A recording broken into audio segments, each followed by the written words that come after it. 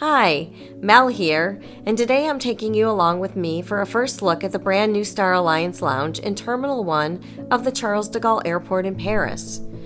Last week I happened to be flying from Paris to Chicago, and I was thrilled to learn that the Star Alliance Lounge had just opened a few days before my trip. I had heard great things about the design of this lounge, and I couldn't wait to see it for myself. From what I read, they had hired both architects and artists when designing the lounge and had spent nearly 10 million euros on the project. So if you're curious what that type of investment yields, come along with me to check it out and see whether it lives up to the hype.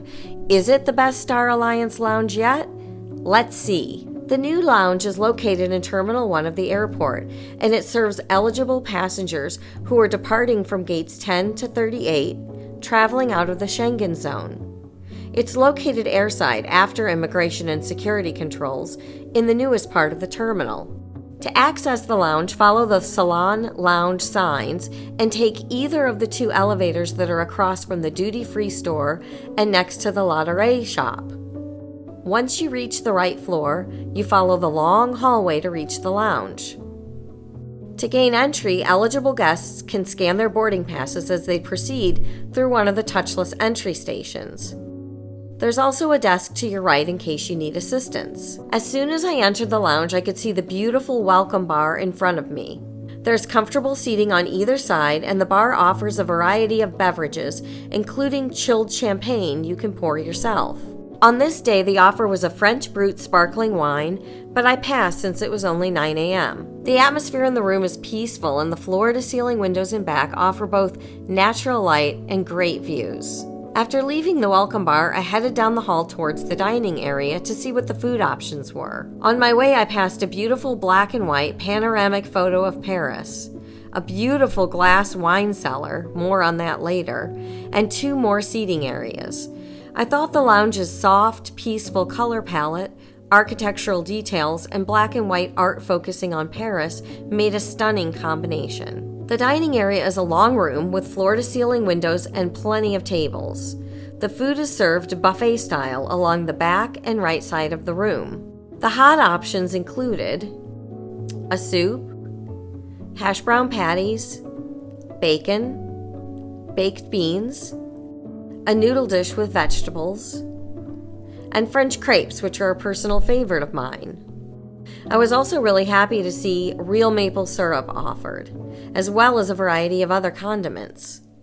Next came mushrooms, hot dogs, scrambled eggs, and what appeared to be mini grilled cheese sandwiches. Along the right side wall were more food options: cold cuts and cheeses, yogurt and fruit, raw vegetables with a dip, and honey and jam options.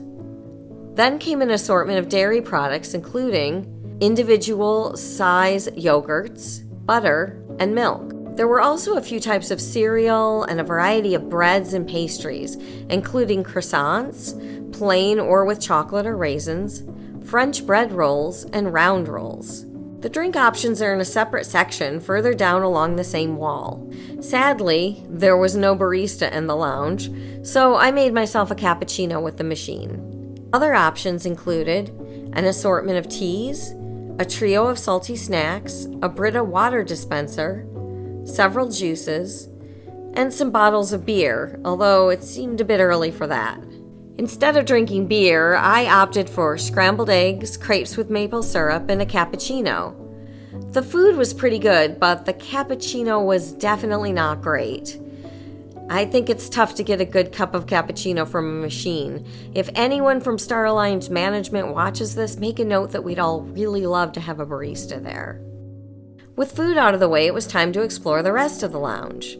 At the far end of the room, opposite the food, is a beautiful round wine cellar that I was told serves wine from former rugby player Gerard Bertrand's vineyards in southern France. The walls of the circular wine room double as a glass display for wine bottles, and the room itself offers comfortable seating, as well as a long bar with chairs. The room is really quite stunning. Right past the wine cellar, I found screens displaying flight information and signs to point me in the right direction for the tea salon garden, as well as the bathrooms and showers. As I headed in that direction, I encountered a large room with more floor-to-ceiling windows and tons of different seating options.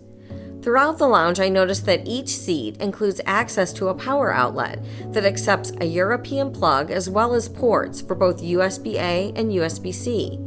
All these seating options here and throughout the lounge make the 1,300 square meter space feel spacious yet cozy.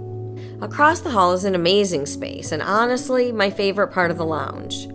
I'm guessing that this is what they call the tea salon garden. Partially enclosed by a glass partition, this space feels particularly private and peaceful.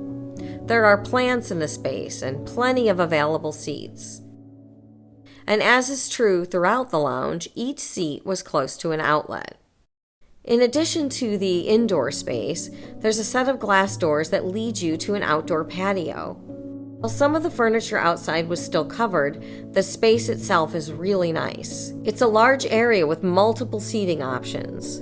With the fresh air and many plants that fill the space, you almost can't tell you're at the airport. During my visit, there was no food or beverage service in the tea salon garden, inside or outside. But from what I've read, I think that may happen once the lounge is fully operational. It would be a great addition, so I'm hoping that the rumors are true. Next, I was off to check out the rest of the lounge. I was pleased to see private workspaces.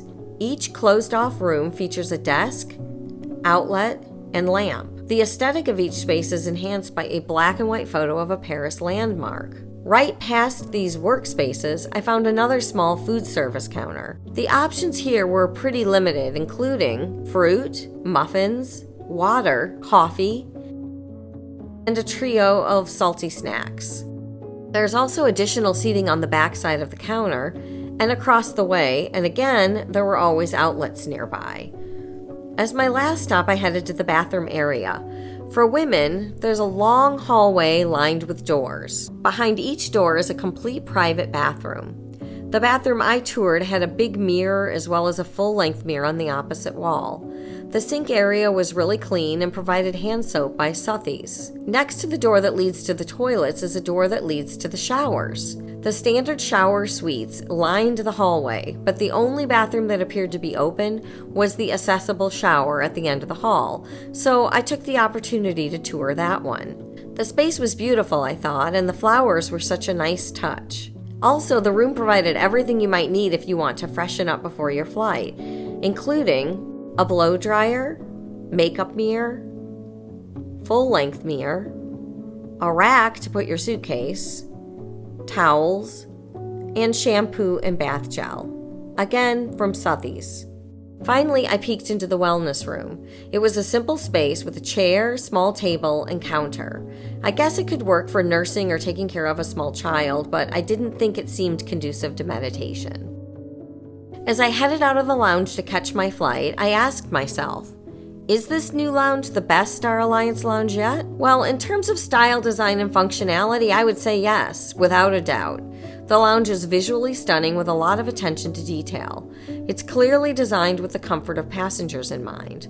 There are plenty of comfortable seating options, and every seat has access to outlets and USB ports. They also offer great views of the runways and access to an outdoor space. So 10 out of 10 on style, design, and functionality. But I was slightly disappointed with two things. First, I think relying on two small elevators to gain access to the lounge is a problem. The elevators were crowded when we went to the lounge and when we left. Second, the food was a bit of a disappointment. Don't get me wrong, it was definitely not bad, but the quality and variety of options just seemed less than I expected, given the high-end design of the lounge. I do think it's worth giving the lounge the benefit of the doubt, though, given that it just opened. Hopefully food options will improve once things are up and running smoothly.